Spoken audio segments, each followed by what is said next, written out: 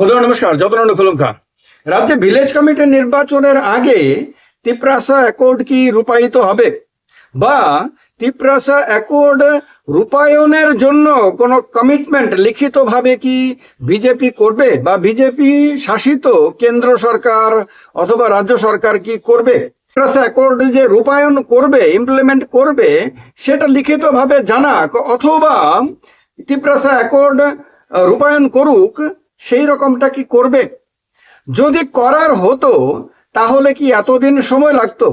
2024 সালের মার্চ মাসের 2 তারিখ যে তিপ্রাসা অ্যাকর্ড হয়েছিল তিপ্রামথা রাজ্য সরকার এবং কেন্দ্র সরকারের মধ্যে, মানে ত্রিপাক্ষীয় চুক্তি হিসাবে যাকে বলা হয়, সেই অ্যাকর্ড এখনো পর্যন্ত রূপায়ণের অপেক্ষায় রয়েছে। এখনো পর্যন্ত বারবার তার জন্য দাবি জানাতে হচ্ছে। এই 2.5 বছরের সময় সীমাতেও এই অ্যাকর্ড রূপায়ণ করা হলো না। তাহলে কি প্রতিশ্রুতি দিলে আগামী দিনে তা হবে? আর প্রতিশ্রুতি কি দেবে বিজেপি? কারণ সামনে ভিলেজ কমিটি নির্বাচন। ভিলেজ কমিটি নির্বাচনে তিপ্রামথাকে একান্তই দরকার বিজেপি এটা বুঝে গেছে এডিসি নির্বাচনে যে তার অকাদ তিপ্রাসা এলাকায় কতটুকু আছে। তিপ্রামথাকে বাদ দিয়ে আলাদাভাবে যদি লড়াই করে তাহলে বিজেপিকে আরো একবার চরম লজ্জার মুখে পড়তে হবে। আপনাদের মনে আছে গত এডিসি নির্বাচনের আগে ব্যাপকভাবে প্রচার করা হয়েছিল এবং বিভিন্ন রাজ্যের নেতারা পর্যন্ত ত্রিপুরার দিকে তাকিয়েছিলেন, কেন্দ্রের নেতারাও ত্রিপুরার দিকে তাকিয়েছিলেন, কারণ এমনভাবে বিষয়টাকে তুলে ধরা হয়েছিল যে অনেকেরই মনে হয়েছিল যে এবার বোধহয় ত্রিপুরাতে একটা অসাধারণ ভালো রেজাল্ট ত্রিপুরা এলাকাতে বা টিটিএডিসিতে বিজেপি করবে। কারণ এখানকার স্থানীয় নেতারা এভাবেই বিষয়টাকে তুলে ধরেছিলেন। ফলে তারা আশায় বুক বেঁধেছিলেন, কিন্তু যখন রেজাল্ট এলো তখন এমন লজ্জা বিজেপিকে পেতে হয়েছে যে তারই শরিক দল, তাও ছোট দল এবং ক্ষুদ্র দল, এবং তার জন্মই বেশি দিন হয়নি হয়েছে, মানে তিপ্রামথার জন্ম হয়েছে বেশি দিন হয়নি, এই রকম একটা ছোট্ট দলের কাছে তাকে হারতে হয়েছে। ফলে এই লজ্জার কথা মাথায় রেখে তাকে এখন অ্যালায়েন্সের জন্য কাতরভাবে অনুনয় বিনয় করতে হচ্ছে। এবার কেন এটা খুব ইম্পর্টেন্ট, আমি তো এর আগে ভিডিওতে বলেছিলাম যে 2028-এর ত্রিপুরা বিধানসভা নির্বাচনের আগের যে অবস্থাটা সেটা এক্সট্রা অর্ডিনারি। 2018-র সঙ্গে তুলনা করলে, 2023-এর বিধানসভা নির্বাচনের সঙ্গে তুলনা করলে এখন যে ভারতবর্ষের রাজনৈতিক অবস্থা সেটা অনেক ভিন্ন। সেই সময়ে বিজেপি কেন্দ্রে একেবারে নিরঙ্কুশ সংখ্যাগরিষ্ঠ দল ছিল, মানে কেন্দ্রের সরকার ভীষণ রকম শক্তিশালী ছিল। প্রধানমন্ত্রী হিসেবে নরেন্দ্র মোদীর ইমেজ তখন একেবারে প্রশ্নাতীত ছিল। বিজেপি তখন যা চাইতো তাই করতে পারত। কিন্তু 2024-এর লোকসভা নির্বাচনের রেজাল্ট আউট হওয়ার পর থেকে পরিস্থিতি বদলাতে শুরু করে। বিজেপি একক সংখ্যাগরিষ্ঠ দল থেকে পরনির্ভর হয়ে যায়। এখন অনেকগুলো দলের সমর্থনের ওপরে দলের দিল্লিতে ক্ষমতা থাকা বা না থাকা নির্ভর করছে। প্রধানমন্ত্রীর ইমেজকে ধাক্কা দেওয়ার জন্য রাহুল গান্ধী, কংগ্রেস এবং ইন্ডিয়া অ্যালায়েন্সের বাদবাকি দলগুলো সবাই মানে সর্বতভাবে চেষ্টা করে যাচ্ছে। সাম্প্রতিক কালে একাধিক আন্দোলনে কেন্দ্রের সরকারকে আপনার মাথা নোয়াতে হয়েছে। আপনারা দেখেছেন ককরোচ জনতা পার্টির আন্দোলন এবং জেনজিদের আন্দোলন, বিভিন্ন আন্দোলনই কেন্দ্রের সরকারকে বিড়ম্বনার মধ্যে ফেলে দিচ্ছে, সরকারকে চাপের মধ্যে রাখছে। ফলে বিজেপি নিজেই একটা টেনশনের মধ্যে রয়েছে, সর্বভারতীয় বিজেপি টেনশনের মধ্যে রয়েছে। কারণ দেশে যদি আগামী দিনে বড় ধরনের আন্দোলন হয়, সেই আন্দোলন সামলে বিজেপির সংগঠনকে ধরে রাখা একটা কঠিন ব্যাপার হয়ে যাবে। এই রকম একটা এক্সট্রা অর্ডিনারি সিচুয়েশনের মধ্যে দিয়ে কিন্তু দেশ যাচ্ছে। আর এই রকম অবস্থার মধ্যে দিয়ে 2018-র বিধানসভা নির্বাচন ত্রিপুরা রাজ্যে হবে।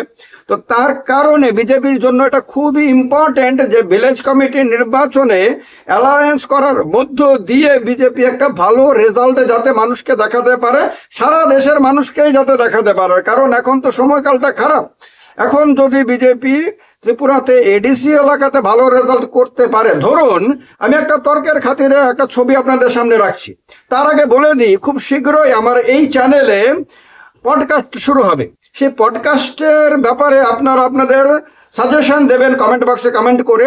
আপনারা আমার এই চ্যানেলে পডকাস্ট কিরকম দেখতে চান, কি কি সাবজেক্টে পডকাস্ট আপনারা দেখতে চান, এবং আপনারাই বা কিভাবে তাতে পার্টিসিপেট করতে চান, তার সমস্ত কিছুই কমেন্ট বক্সে কমেন্ট করে জানাবেন। এই পডকাস্ট খুবই ইন্টারেস্টিং হতে চলেছে বলে আমি আশা করছি।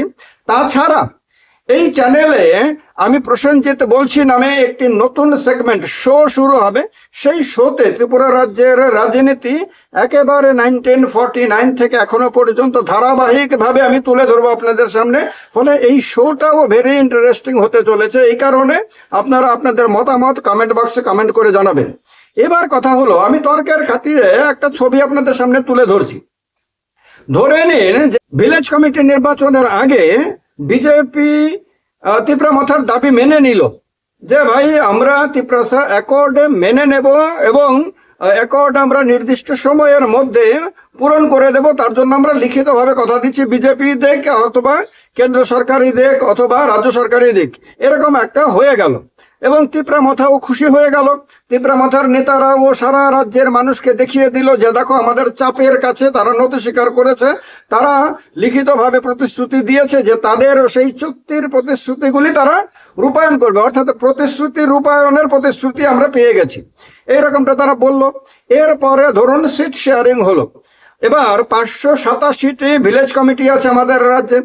ধরুন তার মধ্যে তিপ্রামথা বলে দিল যে আমরা 450 বা 500টি ভিলেজ কমিটিতে আমরা প্রতিদ্বন্দ্বিতা করব, এর মধ্যে আপনাদেরকে আমরা সুযোগ দেব না, আপনাদেরকে বাদ বাকিগুলো ছেড়ে দিলাম। এবার ফলাফল যখন প্রকাশিত হলো তখন দেখা গেল সিপিএম হয়তো মাইনর রেজাল্ট করলো, সে কারণে এই মুহূর্ত পর্যন্ত সিপিএম খুব ভালো রেজাল্ট করার মতন অবস্থাতে নেই। কংগ্রেস তো আপনারা জানেনই এডিসি এলাকাতে কখনোই খুব সিরিয়াসলি খুব ব্যাপকভাবে লড়াই করেনি, ফলে কংগ্রেসেরও খুর ভালো রেজাল্ট করার তেমন কোনো সম্ভাবনা নাই। আইপিএফটি তো বিজেপি এবং তিপ্রামথার দয়ার ওপরে নির্ভরশীল একটা রাজনৈতিক দল এই মুহূর্তে, ফলে আইপিএফটিকে যদি সেই অ্যালায়েন্সের মধ্যে রাখা হয় তাহলে আইপিএফটি কয়েকটা আসন পেতে পারে।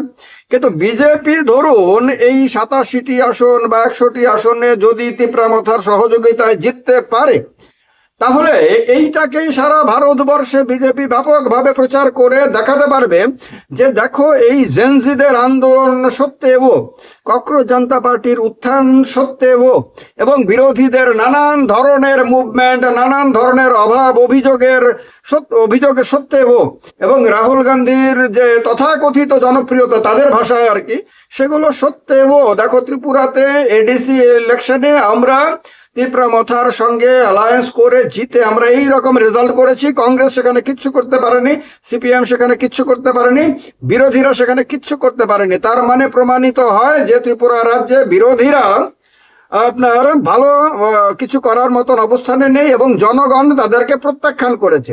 এই ছোট্ট একটা নির্বাচনে ছোট্ট একটা ভালো রেজাল্টও সারা ভারতবর্ষে ব্যাপকভাবে বিরাটভাবে বিশালভাবে বিজেপি আপনার প্রচার করবে।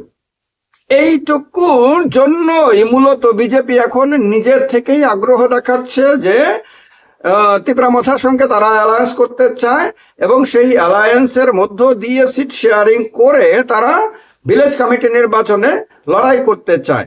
এবার কথা হলো তিপ্রামথার তরফ থেকে তো সর্বশেষ বার্তা দিয়ে দেওয়া হয়েছে যে তারা যতক্ষণ পর্যন্ত না লিখিতভাবে প্রতিশ্রুতি পাচ্ছে ততক্ষণ পর্যন্ত তারা সিট শেয়ারিং করবে না, অ্যালায়েন্স করে তারা লড়াই করবে না, অর্থাৎ সরকারের অ্যালায়েন্সে থাকবে কিন্তু নির্বাচনে তারা অ্যালায়েন্সে যাবে না। এবার আপনাদের কি মনে হয় যে যদি লিখিত প্রতিশ্রুতি না দেয়া হয় তাহলে বিজেপির সঙ্গে তিপ্রামথা তারপরে অ্যালায়েন্স করবে ইলেকশনে?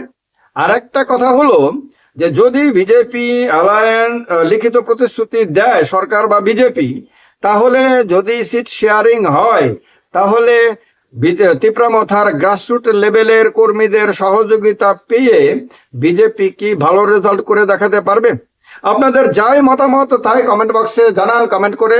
ভিডিওটা খুব ইম্পর্টেন্ট একটা সাবজেক্ট নিয়ে, কারণ আগামী দিনে ত্রিপুরা রাজ্যের যে রাজনৈতিক যে ছবিটা তৈরি হবে তা কিন্তু এই সমস্ত কর্মকাণ্ডের ওপরে অনেকটাই নির্ভর করছে। কারণ এইটা অস্বীকার করার সুযোগ কোনো মতেই নেই যে যেহেতু বিজেপি রাজ্যে ক্ষমতায় রয়েছে, বিজেপি মেজর পার্টি সারা রাজ্যের মধ্যে, তিপ্রামাথা যেহেতু এডিসিতে একক সংখ্যাগরিষ্ঠতা নিয়ে ক্ষমতায় রয়েছে, সেহেতু তিপ্রামাথাও ত্রিপুরা রাজ্যে মেজর পলিটিক্যাল পার্টি, এ ব্যাপারে কোনো সন্দেহই নাই।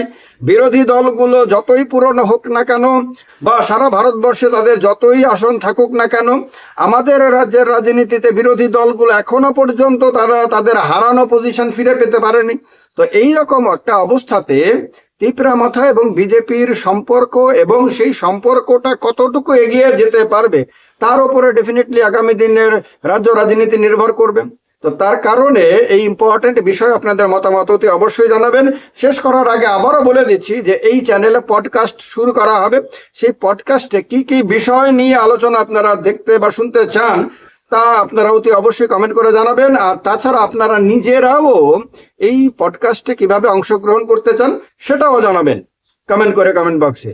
আর আমি প্রসেনজিৎ বলছি নামে একটা নতুন শো, রাজনৈতিক শো এই চ্যানেলে খুব শীঘ্রই শুরু হতে যাচ্ছে। সেই শোতেও আপনারা কি কি চান তা জানাবেন। ভালো থাকবেন। যতন খোলুকা, সবাইকে নমস্কার।